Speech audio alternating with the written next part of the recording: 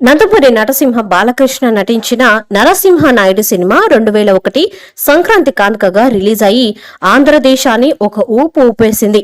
పైగా చిరంజీవి, మృగరాజు, వెంకటేష్ దేవిపుత్రుడు సినిమాలకు పోటీగా ఎలాంటి అంచనాలు లేకుండా వచ్చిన Narasimha Naidu super duper hit అవడంతో పాటు ఏకంగా భారతదేశ సినీ చరిత్రలోనే తొలిసారిగా 100కు పైగా కేంద్రాల్లో 100 రోజులు ఆడిన సినిమాగా రికార్డులకెక్కింది. ఈ సినిమా సూపర్ హిట్ అవడంతో బాలయ్య ఇమేజ్ అమాంతం పెరిగిపోయింది.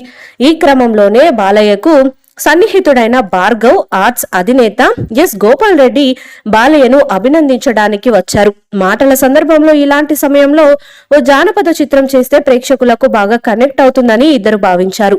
ఈ క్రమంలోనే ఈ సినిమా స్క్రిప్ట్ డెవలప్ చేసే బాధ్యతను త్రిపురనేని మహారథికి అప్పగించారు.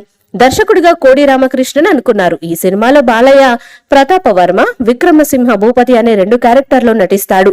బాలయ్య ఓ అడవిలో తన నానమ్మతో కలిసి ప్రతాప్ వర్మ క్యారెక్టర్ లో ఉంటాడు. అయితే కొందరు బందిపోటు దొంగలు ఆ గ్రామాన్ని దోచుకోవడానికి వస్తారు. ఆ సమయంలో ప్రతాప వర్మను చూసి వారు సాష్టాంగ నమస్కారం చేస్తారు. అప్పుడు సినిమా ఫ్లాష్ బ్యాక్ లోకి వెళ్తుంది. ప్రతాప వర్మ ఎవరో కాదు, ఆ సామ్రాజ్యానికి యువరాజు. బాలయ్య తండ్రి విక్రమసింహ భూపతి ఆ సామ్రాజ్యానికి మహారాజు. అయితే కొందరు వెన్నుపోటు పొడిచి విక్రమసింహ భూపతిని చంపేస్తారు. అప్పుడు బాలయ్యను తీసుకుని అతని నానమ్మ ఓ గూడానికి వచ్చేస్తుంది.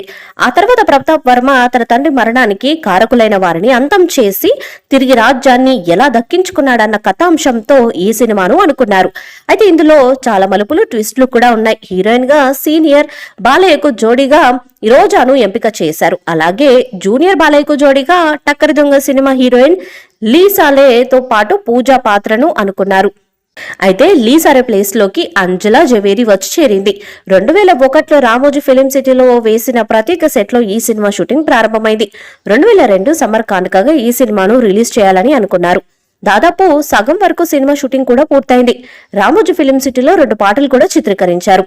అయితే ఒక సిద్ధాంతి నిర్మాత ఎస్ గోపాల్ రెడ్డితో ఈ సినిమా వల్ల నువ్వు చాలా ఇబ్బందులు పడతావని చెప్పారట. అనుకున్నట్టుగానే బాలయ్య మధ్యలో సీమసింహం సినిమా కోసం కొద్ది రోజుల పాటు గ్యాప్ తీసుకున్నారు. ఆ తర్వాత ఈ సినిమాలో బాలయ్యకు నానమ్మగా నటిస్తున్న భానుమతి తీవ్ర అనారోగ్యానికి గురి కావడంతో కొద్ది రోజుల పాటు సినిమా ఆగిపోయింది. తర్వాత నిర్మాత గోపాల్ రెడ్డికి సైతం తీవ్రమైన అనారోగ్య సమస్యలకు వచ్చాయి. అలా ఈ సినిమాను మధ్యలో వదిలేశారు.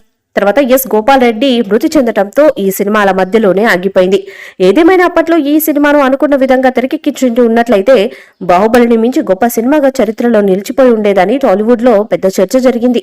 మెగాస్టార్ చిరంజీవి అంజు సినిమాను అప్పట్లో 15 కోట్ల బడ్జెట్ తో తెరకెక్కిస్తే పెద్ద సంచలనం అనుకున్నారు. అయితే విక్రమసింహ భూపతి సినిమాకు అంతకుమించి భారీ బడ్జెట్ పెట్టేలా ప్లానింగ్ చేశారు. ఏదేమైనా ఇంత గొప్ప సినిమా రిలీజ్ కాకుండా మధ్యలో ఆగిపోవడం దురదృష్టకరం. చూశారు కదా, ఈ వీడియో కనుక మీకు నచ్చినట్లయితే లైక్ చేయండి, షేర్ చేయండి, కామెంట్ చేయండి. మరిన్ని అప్డేట్స్ కోసం మన ఛానల్ని సబ్స్క్రైబ్ చేసుకోండి అబ్బా. అలాగే పక్కనే ఉన్న గంట సింబల్ కూడా గట్టిగా కొట్టండి. మీరు మర్చిపోయినా మేము మర్చిపోం.